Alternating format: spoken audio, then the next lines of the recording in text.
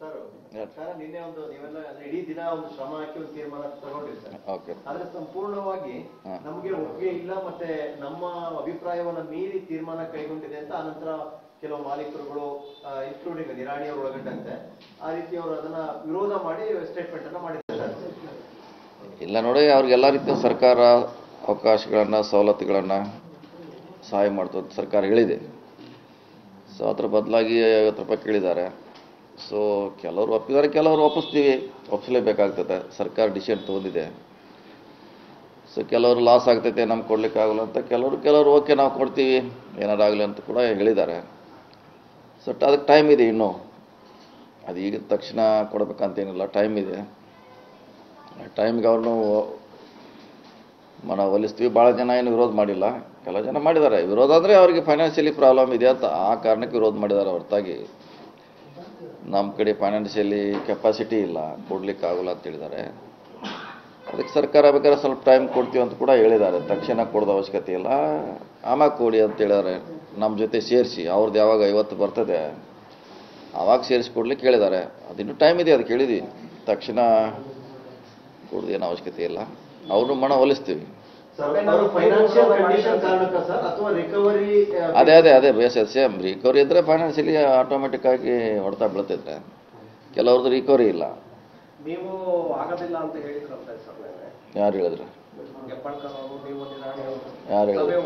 ಯಾರು ಹೇಳಿದ್ರು? ಒಳಗಡೆ ಇದ್ರೆ ನಾವೇ ಒಲಿಸ್ಲಿಕ್ಕೆ ಎಷ್ಟು ಪ್ರಯತ್ನ ಮಾಡಿದ್ರು, ಕೊಡಿ ಅಂತ. ನಾ ಆಗೋಲ್ಲ, ಸರ್ಕಾರ ಡಿಸಿಷನ್ ಆದಾಗ ನಾ ಏನು ಮಾಡೋಕ್ಕಾಗ್ತೈತಿ? ಸಪೋಸ್ ನಾ ಇಲ್ಲ ಅಂತ ಹೇಳಿದ್ರು ಸರ್ಕಾರ ಡಿಸಿಷನ್ ಆದ್ಮೇಲೆ ಏನು ಮಾಡ್ಲಿಕ್ಕೆ ಕೊಡಲೇಬೇಕಲ್ಲ. ಈಗ ಬೇರೆ ಅವರು ಈಗ ಕೊಡೋಲ್ಲ ಅಂತ ಹೇಳಿದಾರೆ, ನಿಮ್ಮ ಮುಂದೆ ಹೇಳಿದ್ದಾರೆ, ನಿಮ್ಮ ಟಿ ವಿ ಮುಂದೆ. ಈಗ ಸರ್ಕಾರ ಡಿಸಿಷನ್ ಆದಾಗ ಕೊಡಲೇಬೇಕು. ನಾವು ಪಾರ್ಟ್ ಸರ್ಕಾರ ಆಗಿ ಸರ್ಕಾರ ಕಡೆ ಇದ್ದೀವಿ, ಅವ್ರ ಪರವಾಗಿ ಇದ್ದೀವಿ, ಎರಡು ಬ್ಯಾಲೆನ್ಸ್ ಮಾಡಿ ನಾವು ಮಾಡಿದ್ದೀವಿ. ಸರ್ಕಾರ 50 ರೂಪಾಯಿ ಭಾರ ಹೊತ್ತಿದೆಯಲ್ಲ, 100 ರೂಪಾಯಿ ಎಲ್ಲ ಕಾರ್ಖಾನೆ ಮಾಲೀಕರ ಮೇಲೆ ಹಾಕಿಲ್ಲ ಸರ್ಕಾರ. ಅರ್ಧ ನಾವು ಬರ್ಡನ್ ತೊಗೊಳ್ತೀವಿ, ನೀವು ಅರ್ಧ ಅಂತ ಹೇಳಿದ್ದಾರೆ. ಸರ್ಕಾರದ ನಿರ್ಣಯ ಯೋಗ್ಯ ಇದೆ.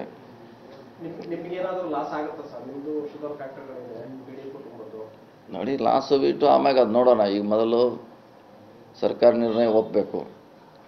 ಫ್ಯಾಕ್ಟ್ರಿ ನಡೀತೈತಿ, ಎಷ್ಟು ದಿವಸ ನಡೀತೈತಿ, ಎಷ್ಟು ಕೃಷಿಂಗ್ ಮಾಡ್ತಾರೆ, ಎಷ್ಟು ರಿಕವರಿ ಬರ್ತದೆ, ನನ್ನ ಮ್ಯಾಗ ಲಾಭ ನಷ್ಟ ಅವಲಂಬನೆ. ಅದು ಈಗ ಹೇಳಲಿಕ್ಕಾಗಲ್ಲ. ಇನ್ನೂ 4 ತಿಂಗಳು ಫ್ಯಾಕ್ಟ್ರಿ ನಡೆದ ಮೇಲೆ ಇದೆಲ್ಲ ಲೆಕ್ಕಾಚಾರ.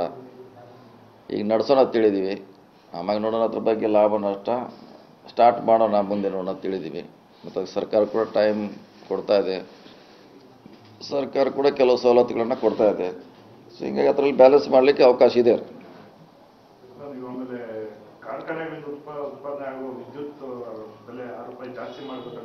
ಅಲ್ಲ, 6 ರೂಪಾಯಿ ತೊಗೊಳ್ತಾನೆ ಇಲ್ಲ ಅವರು, ಸರ್ಕಾರದವರು. ನಮ್ಗೆ ಎಲ್ಲಿ ಸಿಕ್ಕಲ್ಲಿ ಮಾರಾಟ ಮಾಡ್ತೀವಿ ನಾವು. ಅದು ಏನು 2 ರೂಪಾಯಿಗೆ ತೊಗೋತಾರೆ, 3 ರೂಪಾಯಿ ತೊಗೋತಾರೆ, 3.5 ತೊಗೋತಾರೆ. ಅದಕ್ಕೆ ಒಂದು ಫಿಕ್ಸ್ ರೇಟ್ ಕೊಡಿ. ಈ ಫಿಕ್ಸ್ ರೇಟ್ ಇಲ್ಲ, ಅದು ಸೇಮ್ ರೇಟ್ ಇರ್ತೈತಿ, ಅದು ಅಷ್ಟೇ. ಅದು ಎವರೇಜ್ 3.5 ರೂಪಾಯಿ ಮಾರಿದ್ಯಾರ ಲಾಸ್ಟ್ ಇಯರು. ಮಹಾರಾಷ್ಟ್ರದಲ್ಲಿ 6 ರೂಪಾಯಿ ಕೊಡ್ತಾ ಇದ್ದಾರೆ.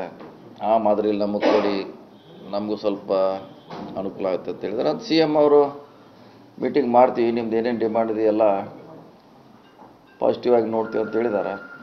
ಸೊ ಅದನ್ನು ಇಲ್ಲ, ಗೌರ್ಮೆಂಟ್ನವ್ರಿಗೆ ತೊಗೊಳ್ತಾ ಇಲ್ಲನಲ್ಲ, ಎಲ್ಲ ಪ್ರೈವೇಟಾಗಿ ಕೊಡ್ತಾ ಇದ್ದಾರೆ ಎಲ್ಲರೂ. ಅಲ್ಲಿ ರೇಟ್ ಕಡಿಮೆ ಇದೆ, ಫಿಕ್ಸ್ ರೇಟ್ ಇರೋಲ್ಲ. ಅವ್ರು ಯಾವಾಗ ಬೇಕಾಗ ತೊಗೋತಾರೆ, ಯಾವಾಗ ಬೇಕಾಗ ಬಿಟ್ಬಿಡ್ತಾರೆ. ಸೊ ಸರ್ಕಾರ ಆದರೆ ನಾವು ನಿರಂತರವಾಗಿ ಕನ್ಸ್ಯೂಮ್ ಮಾಡ್ತಾರೆ. ಮಾಡ್ಬೋದಲ್ಲ, ಅದೇ ಮಹಾರಾಷ್ಟ್ರ ಮಾತ್ರ ಇದೆ, ಗುಜರಾತ್ನಾಗಿದೆ, ಬೇರೆ ಬೇರೆ ರಾಜ್ಯದಲ್ಲಿ ಎಲ್ಲ ಫಿಕ್ಸೇ ಇದೆ. ನಮ್ಮಲ್ಲಿ ಮಾತ್ರ ಇಲ್ಲ. ಮುಂಚೆ ಇತ್ತು, ಈ ಕಳೆದ 5 ವರ್ಷಗಳಿಂದ ಫಿಕ್ಸ್ ಇಲ್ಲ. ಮುಂಚೆ ಇತ್ತು, 10 ವರ್ಷ 5 ವರ್ಷ ಬಾಂಡ್ ಮಾಡಿದ್ರು. ಅದನ್ನೇ ಈಗ ನೀವು ಮುಂಚೆ ಹೆಂಗಿತ್ತು ಹಂಗೆ ಮಾಡಿ ಅಂತ ಡಿಮಾಂಡ್ ಆಯ್ತು. ಬೇರೆ ಕಡೆ ಕಡಿಮೆ ಸಿಗ್ತದೆ, ನಾವೇ ಕೆಲಸ ತೊಗೋಬೇಕಂತ ಅವ್ರದ್ದು ವಾದ. ಬೇರೆ ಕಡೆ ಕಡಿಮೆ ಆಫರ್ ಮಾಡ್ತಾರೆ, ನಾವೇ ಜಾಸ್ತಿ ತೊಗೋಬೇಕಂತ ಅವ್ರದ್ದು. ನಾವು ಇದು ರೈತರ ಪರವಾಗಿ ಇರುವಂಥ ಇಂಡಸ್ಟ್ರಿ, ಇದಕ್ಕೆ ಪ್ರಯಾರಿಟಿ ಕೊಡೋದು ಕಾರ್ಖಾನೆ ಮಾಲೀಕರ ವಾದ. ಸೊ ಬೇರೆ ಕಡೆ ಕಡಿಮೆ ಸಿಗ್ತೈತಿ, ಇದೇ ರೇಟ್ನಲ್ಲಿ ನಾವು ತೊಗೊಳ್ತೀವಿ, ನಿಮ್ಗೆ ಯಾಕೆ ಇಷ್ಟು ಕೊಡೋಣ ಅಂತ ಅವರು. ಆದರೆ ಈಗ ಮಹಾರಾಷ್ಟ್ರದಲ್ಲಿ ಕೊಟ್ಟಿದ್ದಾರಲ್ಲ, ರೈತರ ಹಿತದೃಷ್ಟಿಯಿಂದ ಮಹಾರಾಷ್ಟ್ರದವರು ಅಗ್ರಿಮೆಂಟ್ ಮಾಡಿದ್ದಾರೆ. ಒಂದೇ ದರ ಫಿಕ್ಸ್ ಮಾಡೋದಕ್ಕಾಗೋದಿಲ್ಲ. ಇಲ್ಲ ಬರಲ್ಲ. ರಿಕವರಿ ಆಧಾರ ಮೇಲೆ ಮಾಡಬೇಕದು, ಒಂದೇ ರೀತಿ ಮಾಡ್ಲಿಕ್ಕಾಗಲ್ಲ. ಈಗ ಒಪ್ಪಿಲ್ವಲ್ಲ ಸರ್, ಅವ್ರನ್ನ ಮತ್ತೆ ಕನ್ವಿನ್ಸ್ ಮಾಡ್ತೀರಾ? ಒಪ್ತಾರೆ. ಸರ್ಕಾರ ಎಲ್ಲ ಸಹಾಯ ಇಷ್ಟೆಲ್ಲ ಕೊಡ್ತಾ ಇದೆಯಲ್ಲ ಅವ್ರಿಗೆ, ಒಪ್ತಾರೆ. ಅವ್ರಿಗೆ ಎಲ್ಲೋ ಒಂದು ದೃಷ್ಟಿಯಿಂದ ಅನುಕೂಲ ಮಾಡಿಕೊಡ್ತಾ ಇದೆ ಸರ್ಕಾರ, ಒಪ್ತಾರೆ.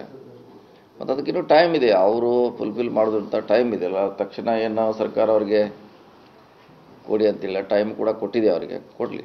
ಈಗ 50 ರೂಪಾಯಿ ಕೊಟ್ಟರೆ ಎಷ್ಟು ಬರ್ಡನ್ ಆಗುತ್ತೆ ಮಾಲೀಕರಿಗೆ?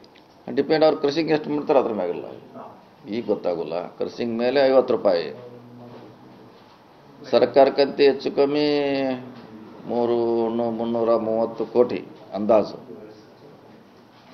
ಅಷ್ಟೇ ಅವರೇ ಅವ್ರಿಗೂ ಆಗ್ತದೆ. ಡಿಪೆಂಡ್ ಅಪಾನ್ ಅವ್ರ ಕ್ರಷಿಂಗು, ಆ ಕಡೆನೂ ಅಷ್ಟೇ ಆಗ್ತದೆ. ಅವ್ರು ಯಾರಿಗೆ ಎಷ್ಟಂತ ಈಗ ಹೇಳಲಿಕ್ಕಾಗಲ್ಲ ಸರ್. ಸೆಂಟ್ರಲ್ ಗೌರ್ಮೆಂಟ್ ಹತ್ರ ಹೋಗೋಣ ಅನ್ನೋದಲ್ಲಿ ಸರ್, ಇಂಡಿವಿಜುವಲಿಟಿ ಆಗಿ ನಿಮಗೆ ಎಥೆನಾಲ್ ಅಂಡ್ ಶುಗರ್ ವಿಚಾರದಲ್ಲಿ ಸರ್ ಮಾರ್ಕೆಟಿಂಗು ಇನ್ನೊಂದು ಸ್ವಲ್ಪ ಲಿಬರಲ್ ಆಗಿ ಬೇಕು, ಸ್ಟೇಟ್ ವೈಸ್ ಅಂತ ಡಿಮ್ಯಾಂಡ್ ಇದೆ ಸರ್. ಹೌದು, ಡಿಮಾಂಡ್ ಇದೆಯಲ್ಲ. ಅದು 6 ವರ್ಷದಿಂದ ರೇಟ್ ಜಾಸ್ತಿ ಮಾಡಿಲ್ಲ ಅವರು. 31 ರೂಪಾಯಿ ಇಟ್ಕೊತಾರೆ ಅವರು ಸಕ್ಕರೆ ರೇಟು. 31 ಇದೆ ಲಾಸ್ಟ್ 6 ಇಯರಿಂದ. ಅದು ಆ್ಯಕ್ಚುಲಿ ಹೆಚ್ಚಾಗಬೇಕು ವರ್ಷ. ಕಂಡೀಷನ್ಸ್ ಬೇರೆ ಸರ್, ಅವ್ರಿಗೆ ಎಷ್ಟು ಲಿಮಿಟ್ ಬಿಡಿ ಅಂತಾರೆ ಅಷ್ಟೇ ಬಿಡಬೇಕು, ಆ ಕಂಡೀಷನ್ಸ್ ಅದೆಲ್ಲ ಇದೆ. ಅದೇನು ಮಾಡ್ಲಿಕ್ಕೆ, ಅದು ಕೋಟಾ ಇರ್ತದೆ, ತಿಂಗಳಿಗೆ ಇಷ್ಟೇ ಮಾರಬೇಕಂತ.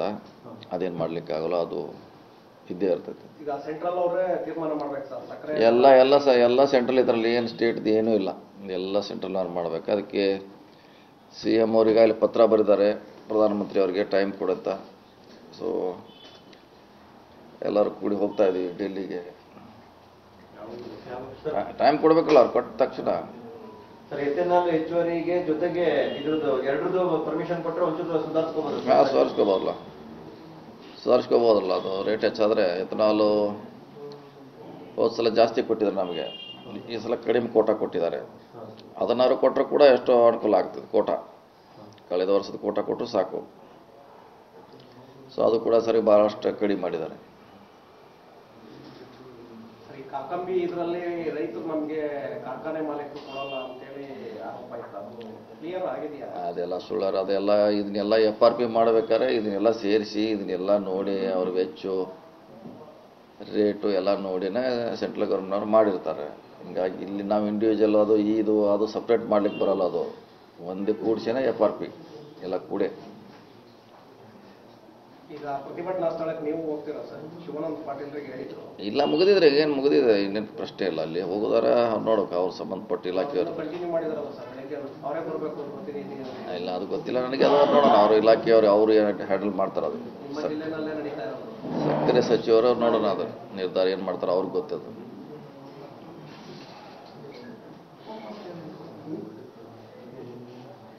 ನಿರ್ಭೀತ, ನಿಷ್ಪಕ್ಷಪಾತ, ವಿಶ್ವಾಸಾರ್ಹ ಸುದ್ದಿಗಳಿಗೆ ಮತ್ತೊಂದು ಹೆಸರಾಗಿರುವ ನ್ಯೂಸ್ 18 ಕನ್ನಡ ಈಗ ಆಪ್ನಲ್ಲೂ ಲಭ್ಯವಿದೆ. ದಯವಿಟ್ಟು ಇಲ್ಲಿರುವ QR ಕೋಡ್ ಸ್ಕ್ಯಾನ್ ಮಾಡಿಕೊಂಡು ಆಪ್ ಡೌನ್ಲೋಡ್ ಮಾಡೋದಕ್ಕೆ ಮರಿಬೇಡಿ. ನಿಮ್ಮ ಬೆಂಬಲ ಹೀಗೆ ಸದಾ ನಮ್ಮೊಂದಿಗಿರಲಿ. ಧನ್ಯವಾದ.